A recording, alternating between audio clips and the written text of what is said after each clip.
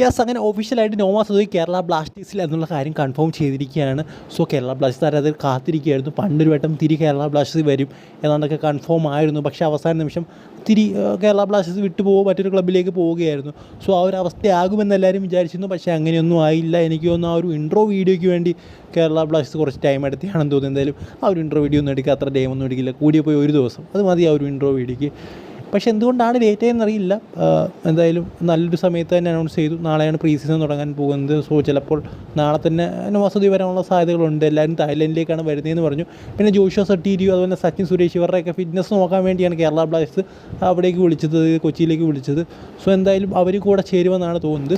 പിന്നെ ഞാൻ നേരത്തെ പറഞ്ഞ പോലെ അനൗൺസ്മെൻറ്റൊക്കെ വേറെ ലെവലായിരുന്നു. പിന്നെ എല്ലാവരും പറയുന്നുണ്ട് ഈ ഒരു അനൗൺസ്മെൻറ്റിന് വേണ്ടിയാണ് ഇത്ര സമയമൊക്കെ എടുത്തിരുന്നത്. പക്ഷേ അത്ര സമയം എടുത്ത് ചെയ്യേണ്ട അനൗൺസ്മെൻ്റ് ആണെന്ന് എനിക്ക് തോന്നിയില്ല. ആ ഒരു വീഡിയോയ്ക്ക് ഷൂട്ട് ചെയ്യാൻ ഒരു ദിവസത്തെ ആവശ്യമുള്ളൂ.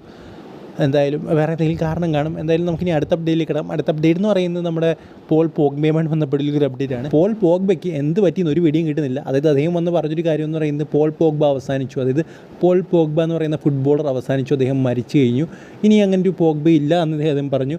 എന്തായാലും ഇപ്പോൾ അദ്ദേഹം പറയുന്നത് പോൾ പോഗ്ബയൊന്നും മരിച്ചിട്ടില്ല, സ്റ്റിൽ അലൈവ് ആണ്, സ്റ്റിൽ അദ്ദേഹം വീണ്ടും ഫുട്ബോളിലേക്ക് വളരെ ശക്തമായിട്ട് തിരിച്ചു വരും എന്നൊക്കെയാണ് പറഞ്ഞിരിക്കുന്നത്. നമുക്കറിയാം പോൾ പോഗ്ബ ഇപ്പോഴും കളിക്കുന്നൊക്കെ ഉണ്ട്, പക്ഷേ അതിൻ്റെ പഴയ രീതിയൊന്നും കളിക്കാൻ അദ്ദേഹം സാധിക്കുന്നില്ല. സോ അതുകൊണ്ട് അദ്ദേഹത്തിൻ്റെ വിഷമത്തിൽ അദ്ദേഹം പറഞ്ഞൊരു കാര്യമാണ്. സോ അത് ഇറങ്ങിക്കഴിഞ്ഞ് ഭയങ്കര രീതിയിൽ ഫാൻസ് അങ്ങനെയല്ല ഇങ്ങനെയല്ല എന്നൊക്കെ പറഞ്ഞപ്പോഴത്തെ അദ്ദേഹത്തിന് വീണ്ടും എനർജി കൂടി. പിന്നെ ഫ്രാൻസിൻ്റെ കളി ഇന്നലെ കണ്ടതോടുകൂടി കുറച്ചുകൂടി എനർജി കൂടി. പിന്നെ അദ്ദേഹം വീണ്ടും ഞാൻ മരിച്ചിട്ടൊന്നുമില്ല, ഞാൻ തിരിച്ചു വരാൻ പോവുകയാണ് എന്നൊക്കെ ഇപ്പോൾ പറഞ്ഞിട്ടുണ്ട്. എന്തായാലും എന്ത് പറ്റിയെന്നറിയില്ല, എന്തോ പ്രശ്നമുണ്ടെന്ന് തോന്നുന്നു.